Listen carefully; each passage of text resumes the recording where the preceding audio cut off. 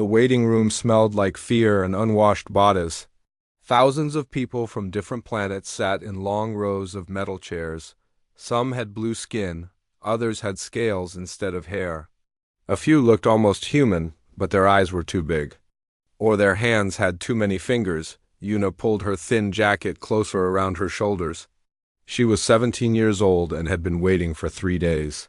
Her black hair was dirty and tangled. Her clothes were torn from running through the burning streets of her home city. In her hands she held a small datapad that barely worked anymore. Kepler station was huge. It floated in space near a planet that nobody owned. The station was supposed to help people who had lost their homes in the war. But mostly it just made people wait in long lines. The hegemony was coming. Everyone knew it. They were the bad guys who took over planets and made slaves of anyone who lived there. They had big ships with powerful weapons. They had already destroyed 47 worlds. Earth was one of them. Next, shouted a guard with green skin and 4 arms. An old man with tentacles for legs walked up to the desk. Behind the desk sat General Vorthok. He was tall and looked like a metal robot, but he was alive. His species was called the Krill. They were good at fighting and had joined the Galactic Defense Coalition to stop the hegemony. General Vorthok asked the old man questions. Where did he come from? What skills did he have? Could he prove he was not a spy? The old man answered in a shaky voice. His planet was gone, his family was dead. He just wanted somewhere safe to live. Approved for resettlement on mining colony. 7, General Vorthok said. His voice sounded like metal scraping against stone. Next, Una watched this happen over and over. Most people got sent to work on mining planets or farm worlds. Some got rejected and had to leave the station. A few just disappeared. The line moved slowly. Una counted the people in front of her, 23, then 22. Then 21, she looked at her datapad again. The screen was cracked, but she could still see the numbers on it, coordinates. Her brother Wujin had given them to her before she escaped. Earth, he made her promise to tell someone important about them. These numbers will save everyone. He had said, find someone in the coalition. Tell them about the Guardian. Una did not understand what he meant, but Wujin was smart. He was a scientist who studied alien life. If he said the coordinates were important, then they were important. The line kept moving. 18 people. 15, 10. A woman with purple scales was talking to General Vorthok now. She claimed her husband was a famous warrior who could help. Fight the hegemony? The general looked bored. He had heard hundreds of stories like this. Everyone thinks they are special, said the guard next to Una. He looked human except for his yellow eyes. Everyone thinks they have something that will win the war. Una said nothing. She knew her story sounded crazy, but it was true. 5. People left. 4, 3. The person in front of her was a small blue creature who could not stop shaking. It spoke in a high voice about how the hegemony had eaten its entire family. General Vorthok approved it for a farming world without really listening. Next, Una stood up. Her legs felt weak. She walked to the desk and sat in the chair across. From General Vorthok up close, he was even more scary. His metal face had no expression. His red eyes glowed like hot coals. Name? He asked. Una, from Earth. Age? 17. Skills? I can fix computers. And I speak 5 languages. General Vorthok typed something into his computer. Earth was destroyed 6 months ago. How did you escape? My brother helped me. He put me on a ship with other refugees. Where? Is your brother now? This was the moment Una had been waiting for. She took a deep breath. He is hiding in the asteroid belt around this system. He has something with him. Something that can help us fight the hegemony. General Vorthok stopped. Typing, he looked at her with those red eyes. What kind of something? A guardian? It is a very old creature that lived on Earth long before humans did. My brother found it in the deep ocean. It chose him as its friend. The general was quiet for a long moment. Then he made a sound that might have been laughing. It sounded like breaking glass. A monster from the ocean? That is your story? It is not a monster, Una said. It is a guardian. It is very big and very old. It can travel through space without a ship? It came with my brother when Earth was attacked. Other refugees in line started laughing too. They had heard many crazy stories, but this one was the craziest yet. Little human, General Vorthak said.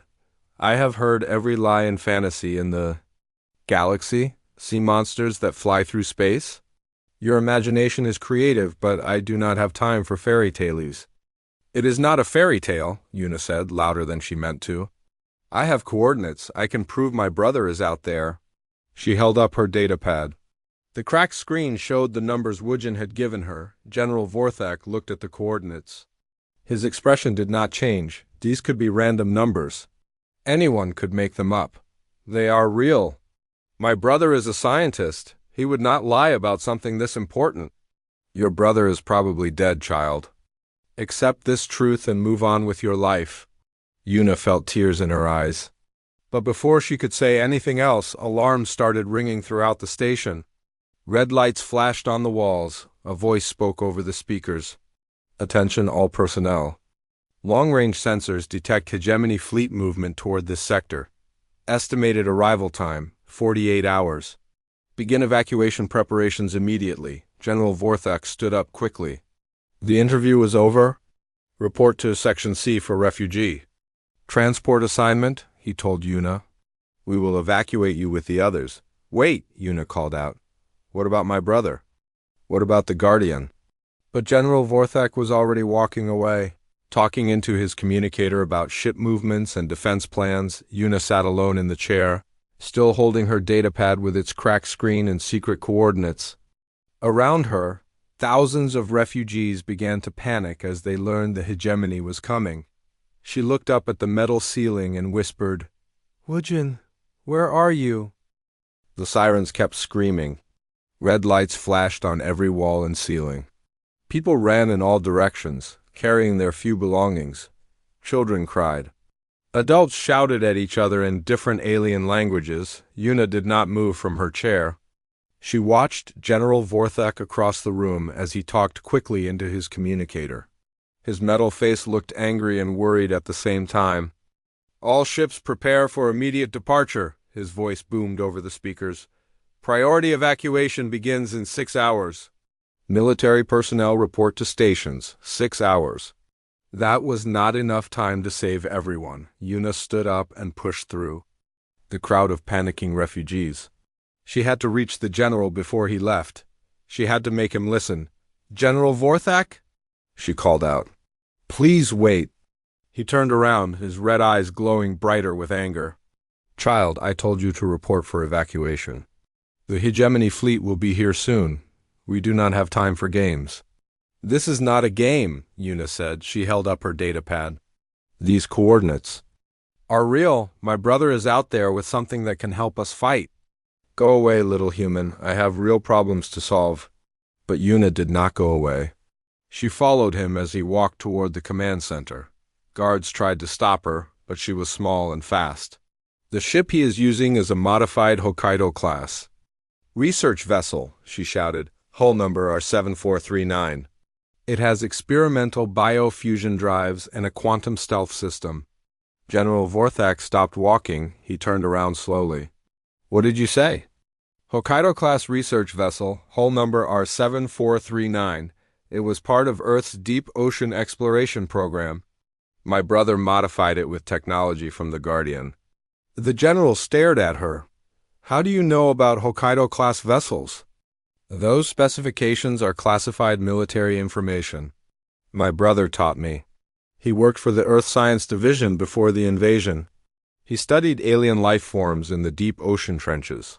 A blue-skinned woman in a coalition uniform walked up to them. She had 4 eyes and wore the badge of a science officer. General, she said, this is Officer Myra from the Research Division. What is the delay? General Vorthak pointed at Una. This human child claims her brother is hiding in our asteroid belt with a Hokkaido-class research vessel. She knows classified specifications. Officer Myra looked at Una with her 4 eyes. That is impossible. Earth's research division was? Destroyed months ago. All their ships were either captured or destroyed. Not all of them, Yuna said. My brother Wujin escaped with his ship, but it is different now. The Guardian changed it. Guardian? Myra asked. A very old creature from Earth's deep ocean? It has been sleeping for millions of years. My brother found it and woke it up. Now they are connected. Myra made a sound like laughing, but not in a mean way.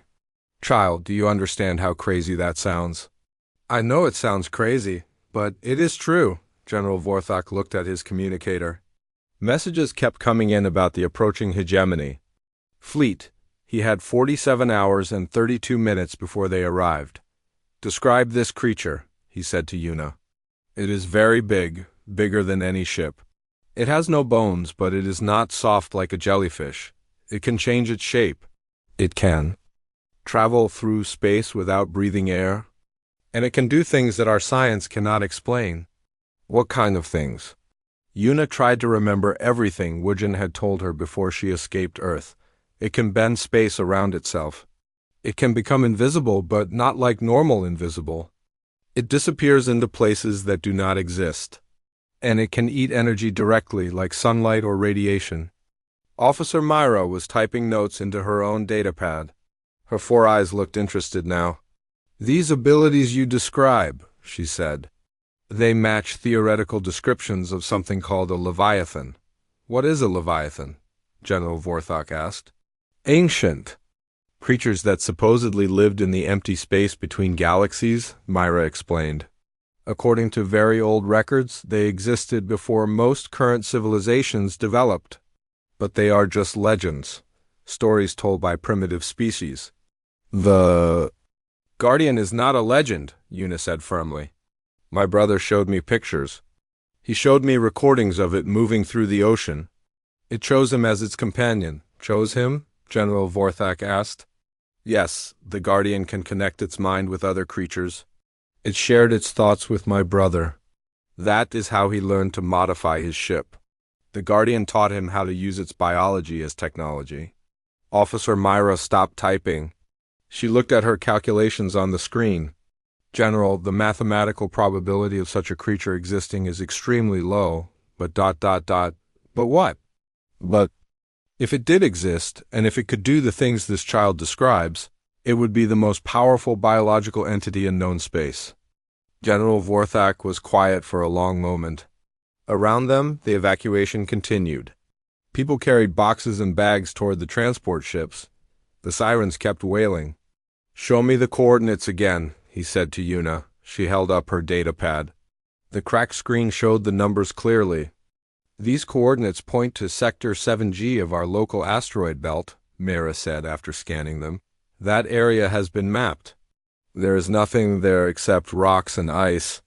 My brother is good at hiding, Yuna said. The Guardian taught him how to make his ship invisible to normal sensors. General Vorthok looked at his communicator again. A new message appeared on the screen. His metal face became more serious. What is it? Myra asked. Hegemony scout ships have been detected at the edge of our system. They are moving faster than expected.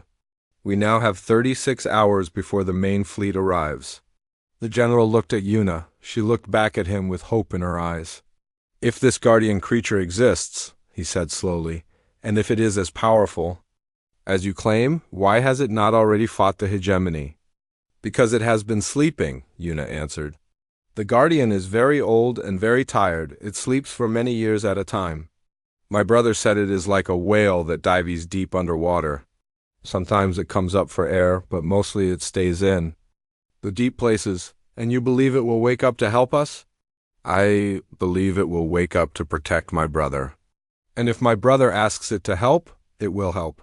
General Vorthok made a decision that would change everything. Officer Myra, prepare a reconnaissance team. We are going to scan Sector 7G. Sir, that will take valuable time away from the evacuation. Do it anyway. If this human child is telling the truth, we might have found something that can save us. All Yuna smiled for the first time in months. Thank you, she whispered. General Vorthok stood on the bridge of his flagship. Talon's Edge, the ship was big and powerful, with enough weapons to destroy a small moon, but today it was not hunting enemies. Today it was looking for a ghost. This is against all military. Logic, said Commander Tyke, his second in command.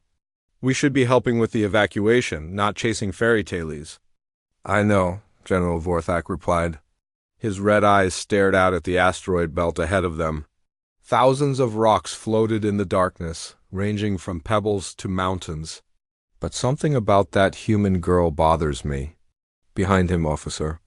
Myra worked at the scanning station. Her 4 eyes focused on multiple screens at once. She had been searching for 3 hours and found nothing unusual. Still no sign of any ships, she reported. Just rocks, ice, and metal ore. 3 other coalition ships flew alongside Talon's Edge. They spread out in a search pattern, their sensors reaching deep into the asteroid field.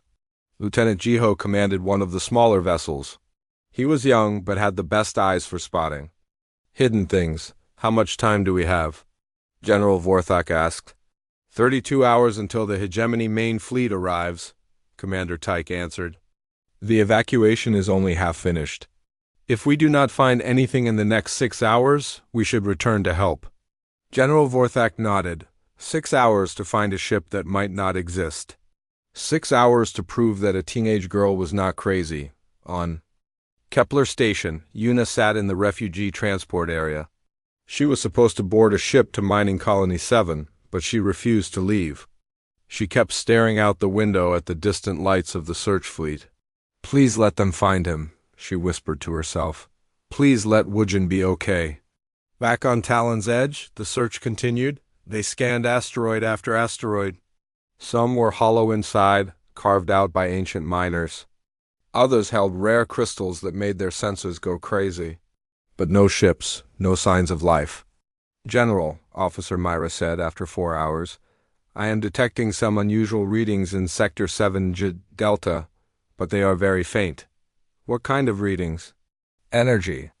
Patterns that do not match any known technology. They keep appearing and disappearing, like something is hiding behind the asteroids. General Vorthak felt a strange feeling in his chest. Hope, maybe, or fear. Take us closer, he ordered. Talon's Edge moved deeper into the asteroid field. The rocks here were bigger and closer together. Navigation was dangerous. One wrong move could crash them into a mountain of stone and metal. Sir, Lieutenant Jiho's voice came over the communication system. I think I found something. Report. There is a large asteroid at coordinates 7G Delta 9. My sensors show it is mostly hollow. Inside. But there are also some very strange readings coming from its shadow. What kind of readings? Bioenergy signatures mixed with mechanical ones. It is like someone built a ship using living tissue instead of just metal. General Vorthak and officer. Myra looked at each other. That sounded exactly like what Una had described. Move all ships to Lieutenant Jiho's position, the general ordered. 20 minutes later, the 4 coalition ships floated near the large asteroid. It was dark and cold, spinning slowly in space. But as they got closer, their sensors began picking up the strange readings Lieutenant Jiho had found. There, Officer Myra said, pointing at her screen.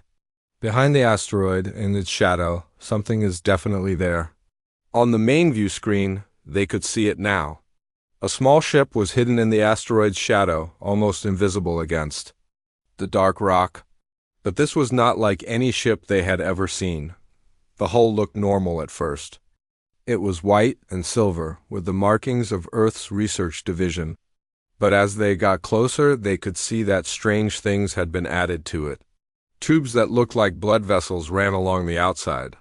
Parts of the hull seemed to move and breathe like living skin.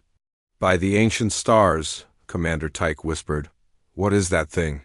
It matches the hull number Una gave us, Officer Myra said. R7439.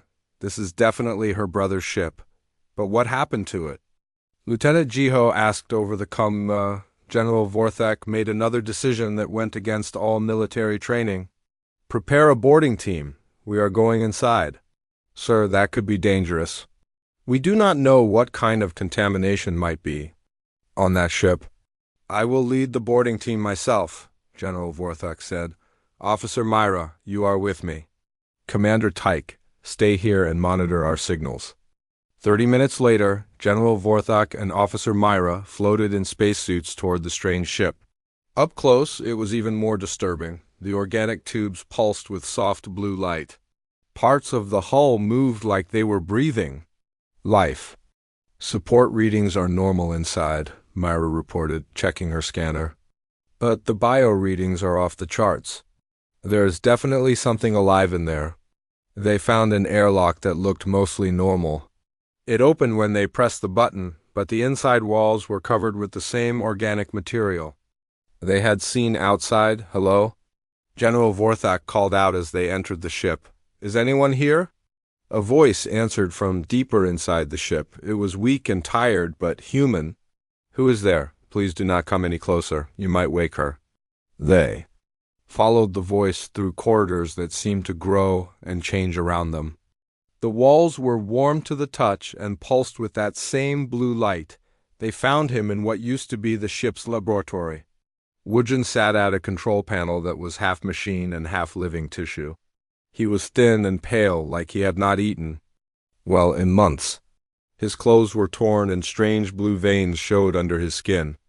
You are Woodgen? General Vorthak asked. Yes, you must be from the Coalition. Did my sister send you? Una is safe on Kepler Station. She told us you were here. Woodgen smiled, but it was a sad smile. Good. I was worried about her. What happened?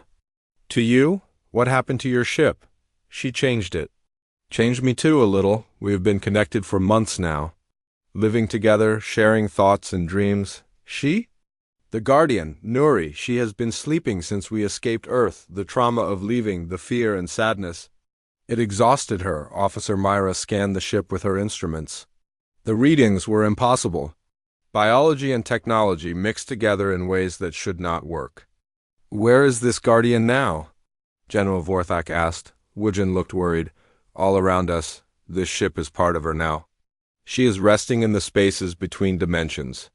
But your arrival, your heavy scanning, you are disturbing her sleep. As if responding to his words, the walls around them began to pulse faster. The blue light grew brighter.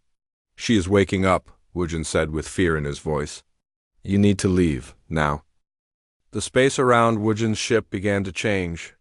General Vorthak felt it first as a strange pressure in his head.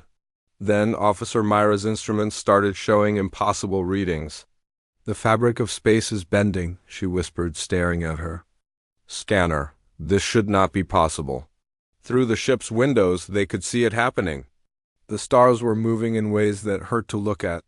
Empty space seemed to fold and twist like cloth. She is waking up, Woodgen said.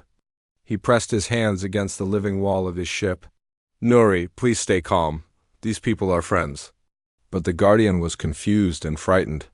She had been sleeping peacefully for months.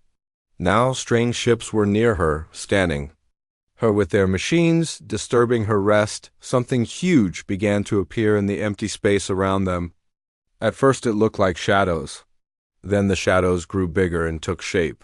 General Vorthak saw what looked like massive tentacles made of living darkness. Each one was bigger than his flagship. By the ancient stars, he breathed, Officer Myra's. 4 eyes were wide with terror and wonder. The creature is enormous. My scanners cannot measure its full size. The Guardian moved slowly, like someone waking from a deep sleep. Parts of her existed in normal space, but other parts seemed to be in places that did not exist. She was beautiful and terrifying at the same time. Her body was like liquid night, flowing and changing shape. Clusters of eyes like burning stars appeared along her length. She moved without any kind of engine, bending space around herself. She is not fully awake yet, Woodgen explained. But your ships have made her nervous. She thinks you might be a threat. General Vorthak tried to speak, but no words came out. He was looking at something that changed everything he thought he knew about the universe. The walls of Woodgen's ship pulsed faster now. The blue light grew brighter and began to change colors. Red, then purple, then white like starlight. She is fully waking up, Wujin said, his voice filled with worry and wonder. I can feel her. Thoughts? She is confused? Scared? General Vorthak watched through the window as more of the Guardian appeared. What he had thought were tentacles were actually parts of a body so huge that his mind struggled to understand it. The creature seemed to flow through space like liquid, but liquid made of living darkness and light. How big is she? Officer Myra asked, checking her instruments. My scanners cannot measure her full size, she reported. The readings say she extends for kilometers, but parts of her exist in dimensions we cannot detect. Before anyone could respond, alarms started screaming throughout the Coalition fleet. Commander Tyke's panicked voice came over the communication system. General, emergency alert. Multiple hegemony ships dropping out of hyperspace. General Vorthak felt his blood turn cold. How many ships? 18 vessels, sir. All heavy cruisers and dreadnoughts. They arrived 6 hours ahead of schedule. Through the window they could see the enemy fleet appearing like deadly stars against the darkness. Each hegemony ship was massive, covered in weapons and armor. They moved in perfect formation, ready to destroy everything in their path. Admiral Thanox is commanding the fleet, Commander Tyke continued. He is ordering all Coalition forces to surrender or be destroyed. General Vorthak quickly calculated the odds. His search fleet had only 4 ships. The enemy had 18. Even if they fought perfectly, they would lose. All ships prepare to retreat to Kepler Station, he ordered. We will try to buy time. For the evacuation? No, Wujin said quietly from his position at the biomechanical controls. Do not run. What? We cannot fight 18 dreadnoughts with 4 ships. You do not need to fight them, Wujin explained. She will fight them. If hearing her name, the Guardian moved. The space around them rippled like water. General Vorthak felt a strange sensation, as if the universe itself was shifting. Through the ship's communication system, they could hear Admiral Thanox speaking to his fleet. Begin attack pattern 7, the enemy commander ordered. Destroy the refugee station first, then hunt down any surviving Coalition ships. The hegemony fleet began moving toward Kepler Station. Their weapons powered up, ready to kill millions of innocent people, but then something happened that Admiral Thanox had never seen before. The empty space between his ships and the station began to tear open. Not like an explosion or a weapon, more like someone was cutting holes in reality itself. What is that? His weapons officer asked, staring at the main screen. From those tears in space, the Guardian emerged. She was beyond anything they had imagined. Miles of flowing body moved through the void like a cosmic serpent. Her skin was not solid, but seemed to be made of living space itself. Stars sparkled along her length like jewels. Her eyes burned with the light of ancient suns. She moved without engines, without technology. She simply bent space around herself and flowed through it like a fish swimming through water. By the void, Admiral Thanox whispered. What is that thing? His science officer tried to scan the creature, but the instruments could not understand what they were seeing. Sir, the readings make no sense. The creature appears to exist in multiple dimensions simultaneously. Our targeting systems cannot lock onto it. I do not care what it is, Admiral Thanox shouted. All ships, open fire. Destroy that abomination. The hegemony fleet unleashed everything they had. Plasma cannons fired streams of superheated energy. Missile launchers sent waves of explosive warheads. Kinetic weapons shot metal projectiles at incredible speeds. The attack was powerful enough to destroy a small moon, but the weapons had no effect on the Guardian. The energy beams passed through her massive form harmlessly. The missiles disappeared into her body like stones thrown into deep water. The kinetic projectiles simply vanished. She seemed more annoyed than hurt. Like a whale bothered by tiny fish. Back on Wujin's ship, General Vorthak watched in amazement. How is she doing that? She exists in many dimensions at once, Wujin explained. Most attacks only work in 3 dimensions. They cannot touch her full form. The Guardian finished emerging from her hidden spaces. Now they could see her true size. She was enormous beyond comprehension. Her body stretched for miles, flowing and twisting through space like a living galaxy, but despite her incredible size, she moved with grace and intelligence. Every motion was purposeful and ancient. She is not just a creature, Officer Myra realized, watching her instruments. She's a force of nature, like gravity or time itself. Admiral Thanox ordered his ships to continue firing, but his crew was beginning to panic. Their most powerful weapons were useless against this impossible being. "Sir, should we retreat?" his navigation officer asked. "Never. The hegemony does not retreat from primitive monsters." But the Guardian was not primitive. She was older than most civilizations in the galaxy. She had been swimming through the cosmic deep when the hegemony's ancestors were still learning to make fire, and now she was angry, the creature's eyes focused on the enemy fleet. She had been sleeping peacefully until these strangers came with their weapons and threats. They wanted to hurt her friend Wujin and destroy the station full of helpless refugees. This would not be allowed. The Guardian began to move toward the hegemony ships. Not quickly, but with the unstoppable force of a tide. "All ships, evasive maneuvers!" Admiral Thanox screamed, but there was nowhere to run from something that could bend space itself. The Guardian moved through space like a living storm. Her massive body flowed between the hegemony ships with grace that seemed impossible for something so huge. She was not rushing. She did not need to rush. Admiral Thanox watched from his flagship as the creature approached his fleet. Up close, she was even more terrifying. Her skin rippled with colors that had no names. Her eyes burned like newborn stars. Parts of her body seemed to fade in and out of existence. "All ships, maintain formation," he ordered. "Continue firing." But his crew was losing hope. Their weapons did nothing. Their shields meant nothing. They were fighting something beyond their understanding. The Guardian reached the first hegemony ship, a heavy cruiser called Death's Edge. The vessel was over 1 kilometer long and armed with enough firepower to level a city. What happened next would be remembered in every corner of the galaxy. The Guardian did not attack the ship. She simply touched it. Her massive form flowed around Death's Edge like water around a stone. Where her body made contact with the hull, something amazing and terrible occurred. The ship did not explode. It did not break apart. It simply stopped. Existing in normal space, the metal hull began to dissolve, but not into pieces. It dissolved into pure energy and matter that the Guardian absorbed into her own body. The crew inside did not scream or panic.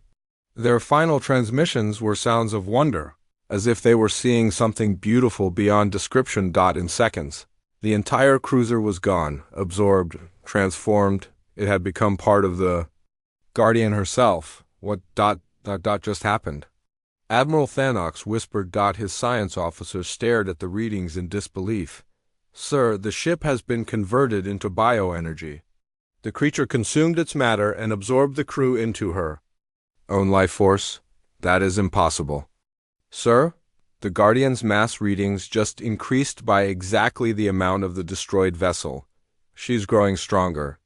The Guardian moved to the next ship. A dreadnought called Iron Fist tried to escape, but there was nowhere to run. Space itself bent around the creature. She caught the fleeing vessel in what looked like gentle tentacles made of living starlight. The same process repeated. The ship dissolved into energy. The crew's final messages were not screams of terror, but whispers of awe. They were being transformed into something beyond their understanding. "All ships, emergency retreat." Admiral Thanox screamed, but the Guardian was not finished. She moved through his fleet like a dancer performing an ancient ritual. Each ship she touched vanished into her impossible biology. Their matter, their energy, their crews all became part of her cosmic form. Stormbringer, gone. Void Hunter, absorbed. Star Crusher, transformed. One by one, the pride of the hegemony fleet ceased to exist. Not destroyed, but changed into something that existed beyond the normal laws of physics. From Kepler Station, millions of refugees watched through the viewports. They saw their nightmares being erased by something that moved like a living aurora. Across the stars on Wujin's ship, General Vorthak could barely speak. How is she doing this? She is not killing them, Wujin explained, his voice filled with wonder. She is transforming them, making them part of herself. Their consciousness still exists, but in a form we cannot understand. Are they still alive? They are more than alive. They have become part of something eternal. The Guardian continued her work. 15 hegemony ships had now vanished into her flowing form. She was growing larger and more beautiful with each absorption. Her body sparkled with new lights, the transformed essence of ships and crews. Admiral Thanox and his 3 remaining vessels fled in panic. They had never seen anything like this. The most powerful fleet in hegemony space had been defeated not by weapons, but by something that turned warfare itself into art. The Guardian did not pursue them. Her purpose was protection, not conquest. She had defended her friend and the innocent refugees. That was enough. As the surviving hegemony ships disappeared into hyperspace, the Guardian turned toward Kepler Station. For a moment, every person on the station felt a presence in their minds. Not threatening, but vast and ancient and kind. Then, she sent a message that reached every thinking being in the galaxy. Not through radio or technology, but directly into their consciousness. The deep places remember. The old Guardians wake.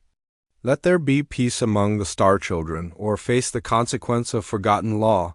The message was gentle, but absolute. The age of conquest and endless war was over. The ancient powers had returned. On Kepler Station, Yuna pressed her face against the viewport and whispered, "Thank you, Nuri." Months later, the galaxy was a different place. The hegemony's expansion had stopped completely. Their fleets refused to enter any system where the Guardians might be sleeping.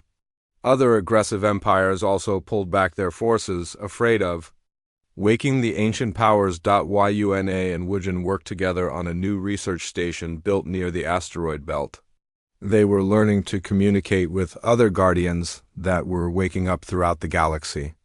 Each one chose a human companion, drawn to something in their species that older civilizations had forgotten. General Vorthok, now promoted to Supreme Commander of Coalition Forces, kept a small hologram on his desk.